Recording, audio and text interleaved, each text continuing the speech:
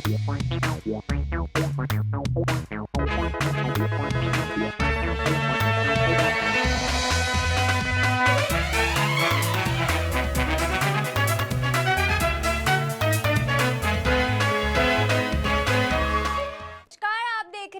समाचार और मैं आपके साथ हेमा कुशवाहा। वक्त है मॉर्निंग बुलेटिन का, मगर खबरों से पहले एक नजर हेडलाइंस पर।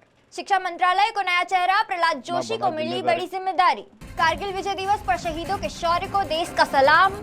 28 दिन बाद खत्म हुआ आंदोलन, सरकार ने मांगी बड़ी मांगे। पंजाब में भी पेपर लीक पर घमासान, शिक्षा मंत्री के इस्तीफे की हुई मांग तेज। छात्र आंदोलन में उतरे तेज प्रताप गिरफ्तार, 14 दिन की न्यायिक हिरासत में।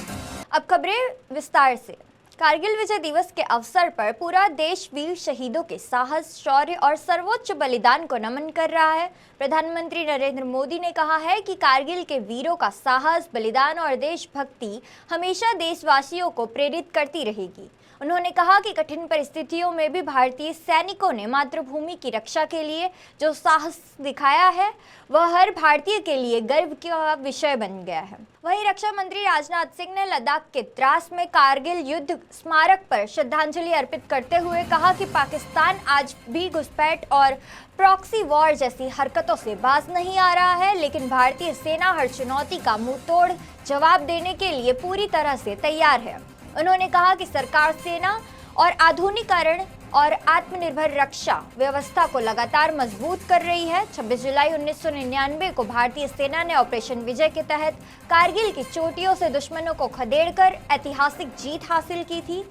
इसी विजय और वीर जवानों के बलिदान की याद में हर साल 26 जुलाई को कारगिल विजय दिवस मनाया जाता है। नीट यूजी विवाद के बीच शिक्षा मंत्रालय को नया नेतृत्व मिल गया है। केंद्रीय मंत्री प्रहलाद जोशी को शिक्षा मंत्रालय का अतिरिक्त प्रभार सौंप दिया गया है। राष्ट्रपति ने प्रधानमंत्री की सलाह पर यह नियुक्ति तत्काल प्रभाव से मंजूर कर दी है। प्रहलाद जोशी ने अपने मौजूदा मंत्रालयों के साथ अब शिक्षा मंत्रालय की जिम्मेदारी भी संभालेंगे। वे कर्नाटक के धारवाड़ से 5 बार सांसद रह चुके हैं और फिलहाल केंद्र सरकार में वरिष्ठ कैबिनेट मंत्री हैं। इससे पहले वे संसदीय कार्य, कोयला और खान जैसे अहम मंत्रालयों की जिम्मेदारी निभा चुके हैं। साधारण परिवार से आने वाले प्रहलाद जोशी ने कर्नाटक विश्वविद्यालय से स्नातक की पढ़ाई की है। छात्र जीवन से भी वे सामाजिक और सार्वजनिक गतिविधियों में सक्रिय रहे और बाद में भारतीय जनता पार्टी के संगठन में महत्वपूर्ण भूमिकाएं निभाई। अब उनकी सबसे बड़ी चुनौती देश की परीक्षा प्रणाली में भरोसा बहाल करना, शिक्षा व्यवस्था में पारदर्शिता बढ़ाना और छात्रों से जुड़े लंबित सुधारों को तेजी से आगे बढ़ाना होगी। शिक्षा मंत्रालय में यह बदलाव ऐसे समय पर हुआ है जब पूरे देश में परीक्षा प्रणाली और शिक्षा सुधार को लेकर व्यापक चर्चा जारी है।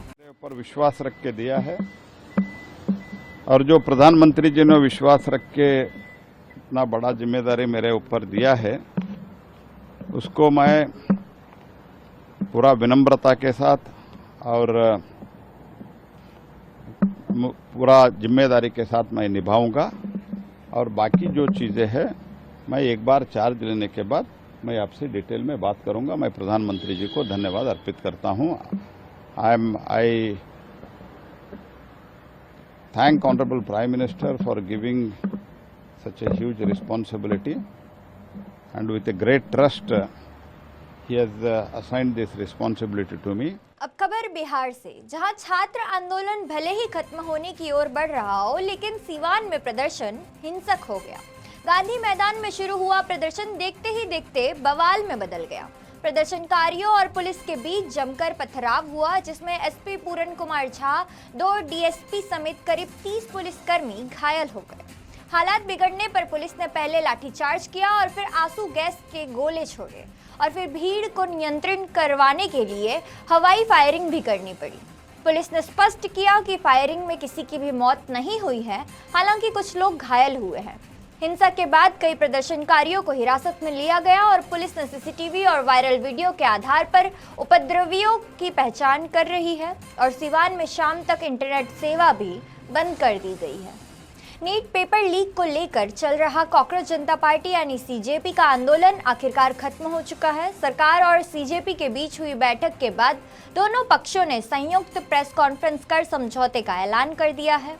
सरकार ने प्रदर्शनकारियों की प्रमुख मांगों पर सहमति जताई है। इसमें शिक्षा मंत्री का इस्तीफा, पेपर लीक से प्रभावित परिवारों को मुआवजा और आंदोलन में शामिल लोगों के खिलाफ किसी तरह की कार्रवाई न करने का फैसला शामिल किया है।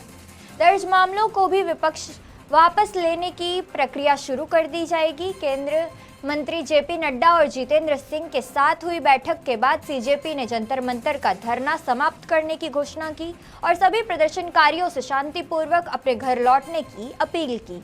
वहीं सामाजिक कार्यकर्ता सोनम वांगचुक ने इसे लोकतंत्र की जीत बताते हुए सरकार के फैसले का स्वागत किया। उन्होंने कहा कि अब शिक्षा व्यवस्था और परीक्षा प्रणाली में व्यापक सुधार की दिशा में ठोस कदम उठाए जाने चाहिए। 4 सप्ताह बाद सरकार और सीजेपी के बीच अगली बैठक में शिक्षा सुधारों पर विस्तार से चर्चा होगी। करोड़ का कॉम्पनसेशन हमने नीट विक्टिम्स की फैमिलीज के लिए मांगा था।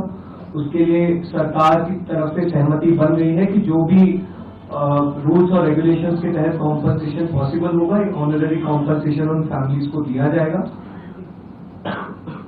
इसके अलावा हम लोगों ने एक 5 पॉइंट का डिमांड चार्टर भी सरकार के समक्ष रखा था, जिसमें broader educational reforms, exam reforms की बात की गई थी।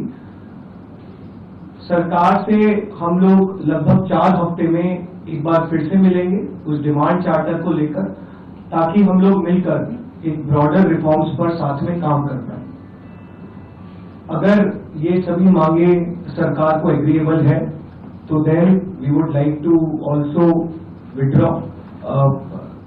नीट पेपर लीक के विरोध में बिहार बंद के दौरान हुए प्रदर्शन के बाद आरजेडी नेता तेज प्रताप यादव को 14 दिन की न्यायिक हिरासत में भेज दिया गया। पटना पुलिस ने उन्हें गिरफ्तार कर मजिस्ट्रेट के सामने पेश किया, जहां से अदालत ने उन्हें जेल भेजने का आदेश दिया। तेज प्रताप यादव शनिवार को छात्रों के समर्थन में पटना के राम गुलाम चौक पर धरने में शामिल हुए थे। इसके बाद जब प्रदर्शनकारी डाक बंगला चौराहे की ओर बढ़ने लगे तो पुलिस ने उन्हें हिरासत में ले लिया। बाद में उन्हें एक मॉल से दोबारा गिरफ्तार कर कानूनी प्रक्रिया पूरी की गई।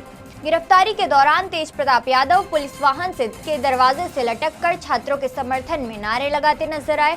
उन्होंने कहा कि वह छात्रों के अधिकारों के लिए हर संघर्ष में उनके साथ खड़े रहेंगे। इधर बिहार बंद के दौरान पटना समेत कई जिलों में प्रदर्शन हुए। कुछ स्थानों पर प्रदर्शनकारी और पुलिस के बीच झड़प और पथराव की घटनाएं भी सामने आई, जिसके बाद कई इलाकों में अतिरिक्त पुलिस बल तैनात कर दिया गया। नीट पेपर लीक विवाद और केंद्रीय शिक्षा मंत्री के इस्तीफे के बाद अब समाजसेवी अन्ना हजारे ने भी बड़ा बयान सामने आया है, जहां अन्ना हजारे ने कहा कि किसी भी आंदोलन की सफलता हिंसा से नहीं बल्कि संवाद और शांतिपूर्ण तरीके से मिलती है। उन्होंने कहा, लोकतंत्र में जनता की आवाज का सम्मान होना चाहिए और हर समस्या का समाधान बातचीत के जरिए निकालना चाहिए। अन्ना हजारे ने 22 अनशनों का उदाहरण देते हुए कहा कि उन्होंने कभी हिंसा का सहारा नहीं लिया। शांतिपूर्ण आंदोलन के दम पर कई बड़े कानून बनवाने और में सफलता मिली है। अन्ना हजारे ने सरकार को भी नसीहत देते हुए कहा कि जनता की मांगों को समय रहते समझना और समाधान निकालना सरकार की जिम्मेदारी है। उन्होंने कहा कि हार जीत से ज़्यादा जरूरी समाज और देश हित है। उन्होंने साफ कहा कि किसी भी आंदोलन में हिंसा का कोई स्थान नहीं होना चाहिए। लोकतंत्र में बदलाव का सबसे प्रभावी रास्ता शांति, संवाद और जनहित की भावना से होकर ही गुजरता है। जनता क्या कहती है इसको देखना है। जनता के भलाई के लिए हम 2 कदम आगे बढ़ गए तो परवाह नहीं, लेकिन जनता के भलाई होना है। ये इसलिए यहाँ जनता के भलाई है, जो अपना किया वो सही किया। दिल्ली में शिक्षा मंत्री के इस्तीफे के बाद अब पंजाब की राजनीति भी गर्मा गई है। राज्य में विपक्ष ने शिक्षा मंत्री हरजोत सिंह बैंस के इस्तीफे की मांग तेज कर दी है। कांग्रेस और शिरोमणि अकाली दल का आरोप है कि पिछले 4 वर्षों में पंजाब में 6 पेपर लीक हुए हैं, इसलिए जवाबदेही तय की जानी चाहिए। शिरोमणि अकाली दल का कहना है कि जब राष्ट्रीय स्तर पर पेपर लीक मामले में जवाबदेही तय हो सकती है तो पंजाब में भी यही सिद्धांत लागू होना चाहिए। वहीं पंजाब कांग्रेस अध्यक्ष राजा वड़िंग ने आरोप लगाया कि पेपर लीक के खिलाफ आवाज उठाने वाले छात्रों पर सरकार कार्रवाई करती है, लेकिन जिम्मेदार लोगों पर कोई ठोस कदम नहीं उठाया जाता। विपक्ष ने आम आदमी पार्टी को उसके पुराने बयानों की भी याद दिलाई और कहा कि अगर पेपर लीक मामलों में जवाबदेही की बात कही गई थी तो अब शिक्षा मंत्री को पद छोड़ना चाहिए। हालांकि आम आदमी पार्टी की ओर से अब तक इस्तीफे की मांग पर कोई आधिकारिक प्रक्रिया नहीं सामने आई है। अगले वर्ष होने वाली विधानसभा चुनाव से पहले यह मुद्दा पंजाब की राजनीति में बड़ा चुनावी मुद्दा बनता दिखाई दे रहा है। महाराष्ट्र के अमरावती जिले से एक चिंताजनक मामला सामने आया है। मेलघाट के सरकारी ट्राइबल आश्रम स्कूल में फूड पॉइजनिंग की वजह से 60 से 70 छात्र अचानक बीमार पड़ गए। सभी छात्रों को तुरंत धारणी उपजिला अस्पताल में भर्ती कराया गया, जहां उनका इलाज जारी रहा। जानकारी के मुताबिक छात्रों ने आश्रम स्कूल में परोसा गया भोजन खाने के बाद पेट दर्द, उल्टी और अन्य तकलीफों की शिकायत की है। घटना की सूचना मिलते ही स्वास्थ्य विभाग ने स्थानीय प्रशासन को मौके पर पहुंचा और सभी प्रभावित छात्रों को अस्पताल पहुंचाया गया। राहत की बात यह है कि सभी छात्रों की हालत फिलहाल स्थिर बताई जा रही है और वे बड़े खतरे से बाहर है। प्रशासन ने पूरे मामले की जांच शुरू कर दी है। साथ ही भोजन की गुणवत्ता और स्वच्छता की व्यवस्था की जांच की जा रही है ताकि ऐसी घटना दोबारा ना हो सके। उत्तर प्रदेश के हरदोई से करोड़ों रुपए की चोरी का हैरान कर देने वाला मामला सामने आया है। एक कारोबारी के घर से 1,29,00,000 रुपए नगद चोरी करने के आरोप में पुलिस ने 2 नाबालिग समेत 16 लोगों को गिरफ्तार किया है। पुलिस का दावा है कि लगभग पूरी रकम बरामद कर ली गई है, जबकि कुछ आरोपी अभी भी फरार हैं। जांच में सामने आया कि इस वारदात की साजिश घर में काम करने वाले नौकरों ने रची थी। उन्हें घर में रखी नकदी, अलमारी की चाबी और परिवार की दिनचर्या की पूरी जानकारी थी। आरोप है कि उन्होंने परिवार को खाने में नींद की गोलियां मिलाई थी। सभी के गहरे नींद में जाने के बाद आरोपी घर में दाखिल हुए और अलमारी से नोटों से भरे 8 बैग निकाले और फरार हो गए। पुलिस ने सर्विलांस, पूछताछ और छापेमारी के जरिए पूरे गिरोह का पर्दाफाश किया। चोरी की रकम को अलग अलग लोगों के पास छिपाया गया था, जिसे पुलिस ने पूरी तरह से बरामद कर लिया है। इस मामले ने एक और बड़ा सवाल खड़ा कर दिया है कि आखिर एक कारोबारी के घर में इतनी बड़ी मात्रा में नकदी क्यों रखी गई। पुलिस की जांच के साथ साथ अब आयकर और जीएसटी विभाग भी इस मामले पर नजर बनाई हुई है। रेलवेगंज निवासी एक व्यवसायी हैं पंकज अग्रवाल, उनके घर में चोरी हुई और उनके नामजद तहरीर दी गई कि उनके 3 नौकरों द्वारा अलमारी में रखे नगद पैसों के बैग चोरी करके ले गए हैं। इस संबंध में थाना कोतवाली शहर में सुसंगत धाराओं में 3 नौकरों के विरुद्ध मुकदमा पंजीकृत किया गया है। इस घटना के अनावरण हेतु हमारी एसओजी स्वाड स्थानीय पुलिस की 3 टीमों का गठन किया गया था, जिसके द्वारा आज 25/7/26 को घटना का सफल अनावरण करते हुए लगभग 1,29,00,000 रुपए बरामद किए गए हैं तथा 14 अभियुक्तों को गिरफ्तार किया गया है तथा 2 बाल अपचारी नियमानुसार हिरासत में लिए गए हैं और माननीय न्यायालय के समक्ष प्रस्तुत किया जा रहा है। ग्रेटर नोएडा में एक दर्दनाक हादसे ने फिर सुरक्षा इंतजामों पर सवाल खड़े कर दिए हैं।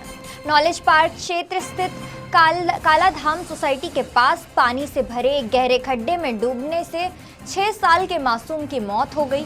आरोप है कि यह गड्ढा ग्रेटर नोएडा प्राधिकरण की ओर से बोरिंग के लिए खोदा गया था, लेकिन उसके आसपास न तो बैरिकेडिंग की गई थी और न ही चेतावनी बोर्ड लगाया गया। जानकारी के मुताबिक मासूम अन्य बच्चों के साथ खेलते खेलते गड्ढे के पास पहुंचा और अचानक उसमें गिर गया। बच्चों ने शोर मचाया और स्थानीय लोग मौके पर पहुंचे और काफी मशक्कत के बाद उसे बाहर निकालकर अस्पताल ले जाया गया, लेकिन डॉक्टरों ने उसे मृत घोषित कर दिया। इस घटना के बाद स्थानीय लोगों ने प्राधिकरण की लापरवाही को हादसे के लिए जिम्मेदार ठहराया है। उनका कहना है कि यदि सुरक्षा के उचित इंतजाम किए गए होते तो यह हादसा टाला जा सकता था। वहीं एसडीएम सदर आशुतोष गुप्ता ने कहा कि शुरुआती जानकारी के अनुसार गड्ढा पानी की पाइपलाइन के कार्य के लिए खोदा गया था। मामले की जांच की जा रही है और जिसकी लापरवाही सामने आएगी उसके खिलाफ सख्त कार्रवाई भी की जाएगी।